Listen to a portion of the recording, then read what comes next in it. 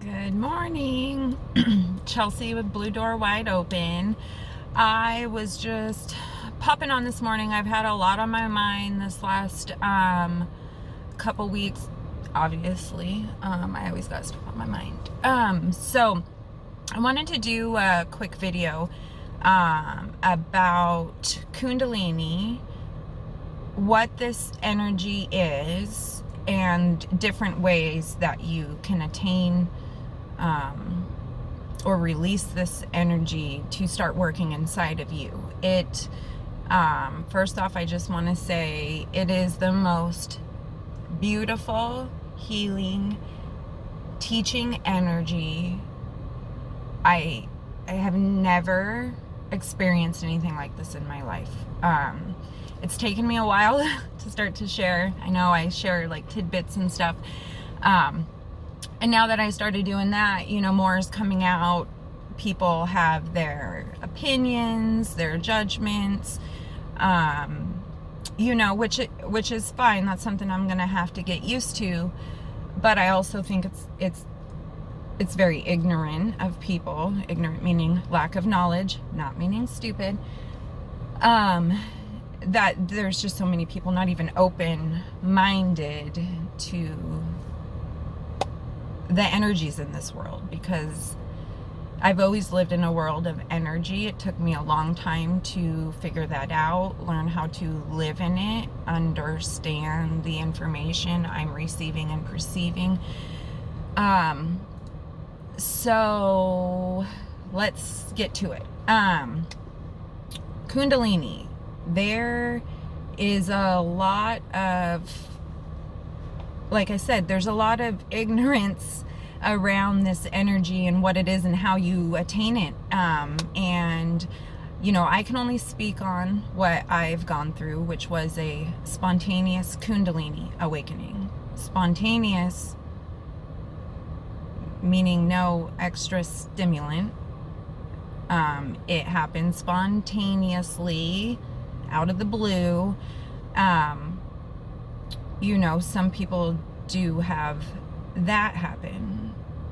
Some people have Kundalini awakenings that they have worked for through Kundalini yoga and with gurus to understand how to move this energy in you.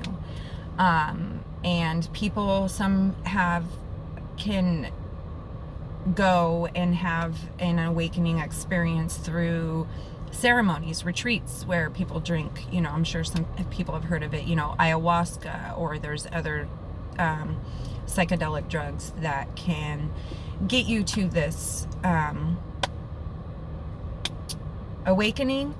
And it's a process. It's not just like, boom, awake, you whatever. It's not like that. It is, once you awaken Kundalini, that is just the start of your process, I am learning. So what is Kundalini? Kundalini is life force energy that we all hold at the base of our spine. We are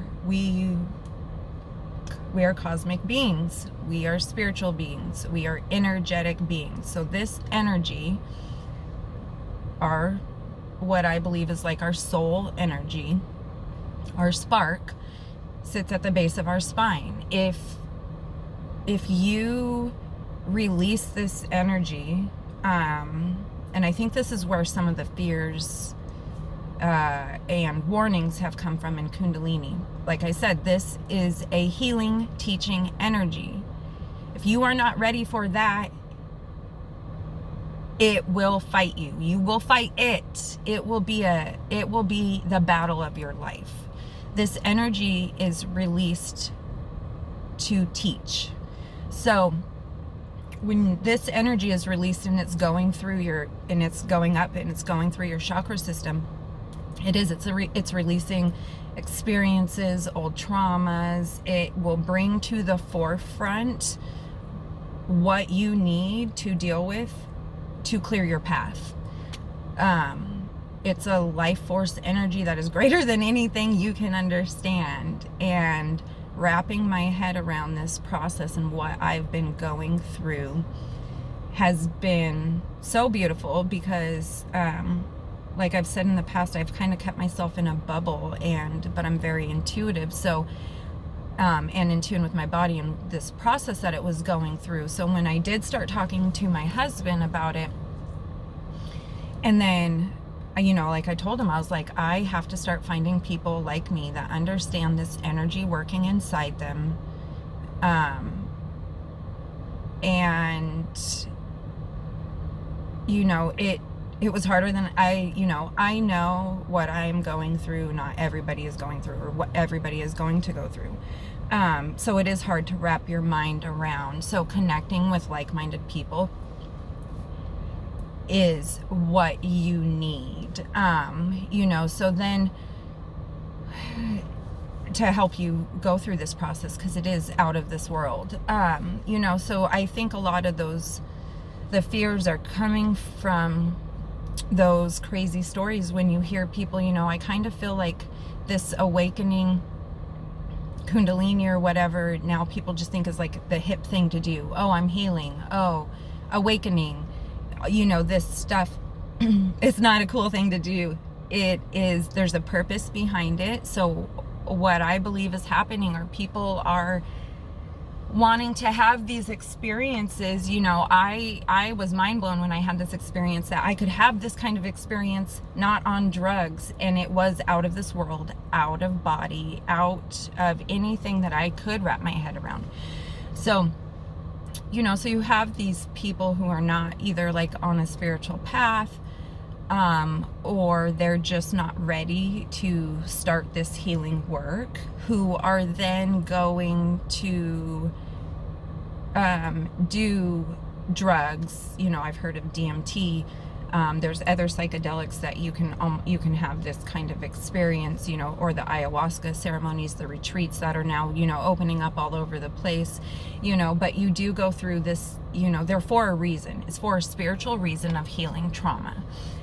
So if that is not what your goal is, and your goal is just to experience the drugs, which you have to understand plant medicine, because plant medicine is not nothing to mess with. And it was given to us for a way bigger purpose, and we've abused it. And so if you abuse this or attain this in some way that you're not ready to start processing healing, it will wreak havoc on your mind, on your psyche, on your body, because you are fighting it. It will show you, when I say shadow work, it will show you all the ugly parts, why you are the way you are. It brings that up for you to deal with it. And if you're not dealing with it and you're just running from it, it creates, I've heard of people, going into states of like a psychosis, or, it just throws them deeper into the throes of drugs, because they started doing drugs in the first place to get away from their feelings, and then now they're doing these drugs that are bringing up the feelings. So it is a very wild energy, and that's why I'm saying if you're not ready for it, that's where it can be destructive, because you have to be mentally ready for it.